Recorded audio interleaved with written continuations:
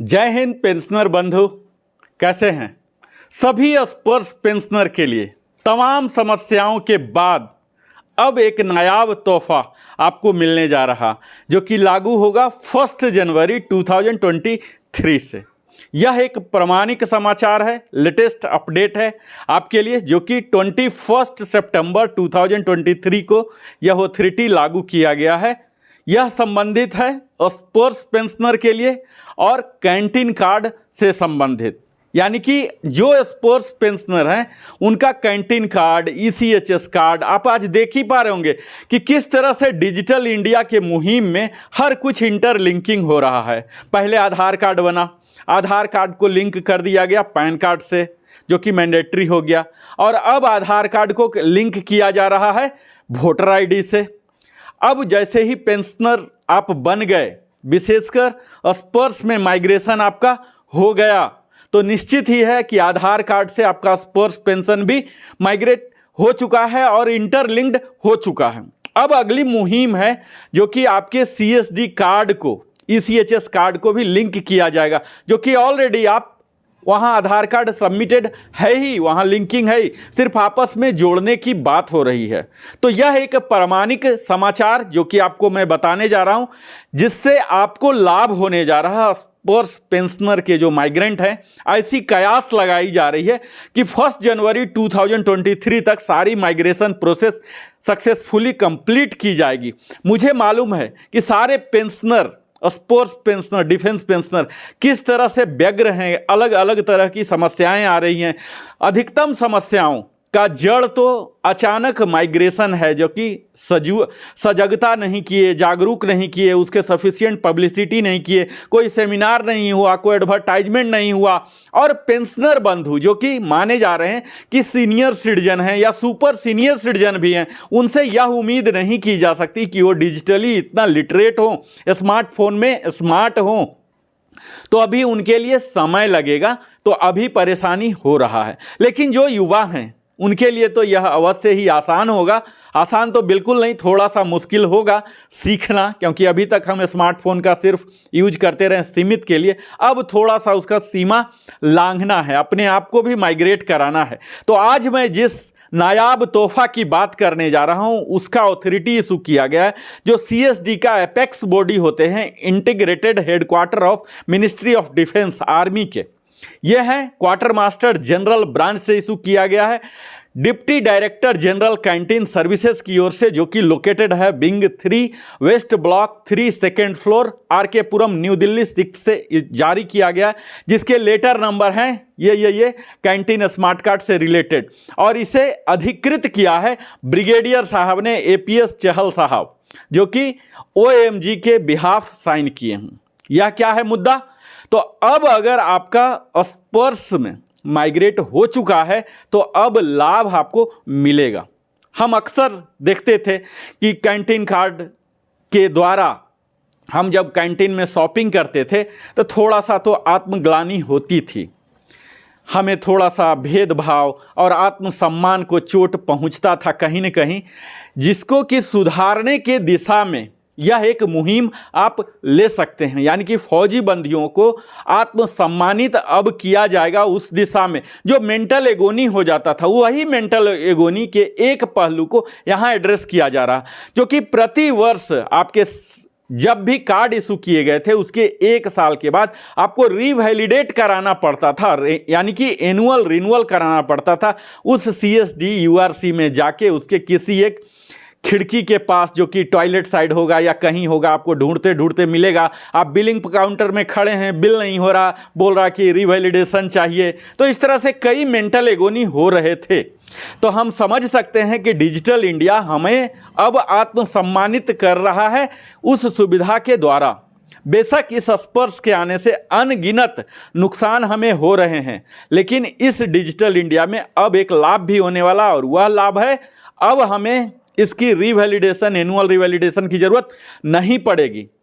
अब वह रिवैलिडेशन क्यों हो रहा था? यही सुनिश्चित करने के लिए कि जो पेंशनर हैं वो जीवित हैं। अब यह सुनिश्चित तय हो जाएगा स्पर्श पेंशन से, यानी कि अगर उनका निर्बाध रूप से पेंशन आ रहा तो यह माना जाएगा कि वह सीएसडी होल्डर भी जीवित हैं और उनका निर्बाध रूप से फैसिलिटी इनेबल्ड रहेगा।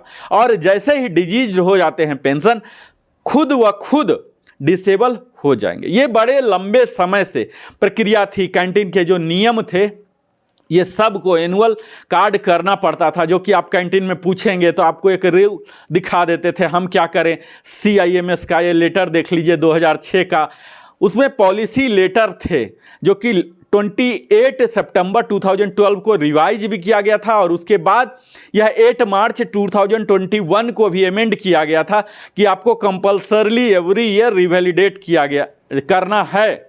लेकिन अब वो सब को सेट असाइड करके अब एक नया लेटर आज का यह जारी कर दिया गया है, जिसमें PCDA स्पर्श को एक ऐसी व्यवस्था बनाना है, एक ऐसी मैकेनिज्म विकास करना है, उन्नत करना है, जिसमें यह रिवैलिडेशन का चक्कर खत्म हो जाए। और भविष्य में देखेंगे कि लाइफ सर्टिफिकेट जो ECHS में भी अभी चल रहा है ड्रामा, ये सब भी वहीं से इंटरलिंक हो जाएंगे।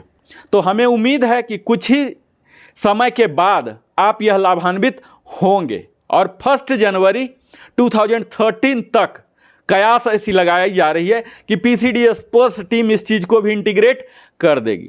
तब तक या फिर URC के लिए भी कुछ इंस्ट्रक्शन इन्होंने जारी किया है, जिसमें यह कहा गया है कि जैसे ही मृत हो जाते हैं, डिजीज हो जाते हैं पेंशनर या फैमिली पेंशनर, यानी कि या डिफेंस पेंशनर हों, कोई भी कैटेगरी के हों, जैसे ही डिजीज हो जाते हैं उन्हें बताया जाए, समझाया जाए कि आप न्यू कार्ड के लिए अप्लाई कर दीजिए। और कुछ दिन के बाद वह नया कार्ड आ भी जाता है, ऐसा पाया गया है।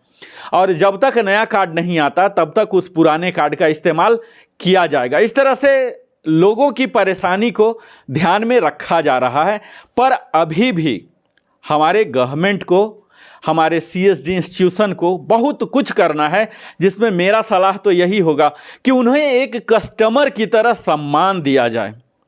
एक समय था 75 ईयर्स से पहले जब हम ब्रिटिशर्स के अंडर होते थे, उस समय की सेना और आज आज़ाद भारत की सेना, आज़ाद भारत को भी एक कस्टमर की तरह, एक स्टाफ की तरह, सम्मानित स्टाफ की तरह मानने की ज़रूरत है। आज वह कहीं न कहीं एटीट्यूड बदलना है, शासन की नहीं, एक सम्मानित। और जो भी एक सर्विसमैन खरीदारी करते हैं कैंटीन से, वह कैंटीन के लिए, उस डिपार्टमेंट के लिए, उस URC के लिए, उसके कंट्रोलिंग अथॉरिटी के लिए, उसके कमांड के लिए, उसके सर्विसेज के लिए कुछ ना कुछ मुनाफा भी ऐड कर रहे हैं। वही मुनाफा उनके वेलफेयर में भी काम आते हैं। तो कस्टमर को, एक कस्टमर का जो अधिकार है भारत सरकार की ओर से कोपरा के तहत भी उन्हें लाना चाहिए और भरपूर सम्मान मिलना चाहिए। कंप्लेन मैकेनिज्म, ग्रीवेंसेस भी होना चाहिए। और जब कभी भी URC के अंदर एक फौजी जाता है, उसे सम्मान की दृष्टि से देखा जाए। ऐसा नहीं इधर लाइन लगा लो, इधर लगा लो, उधर आ गया, इधर आ गया, इधर।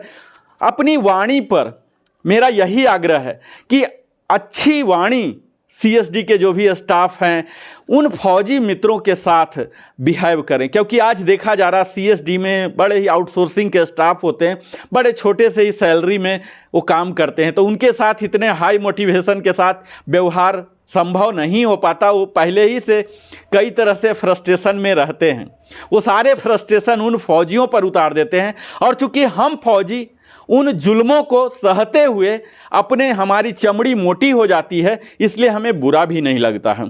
तो आज ज़रूरत है, अगर हमारे आत्मसम्मान को कहीं भी चोट लग रहा है, उसे नज़रअंदाज नहीं करने का और वह इसे नोटिस करना, क्योंकि हमारे साथ सरकार भी खड़ी है।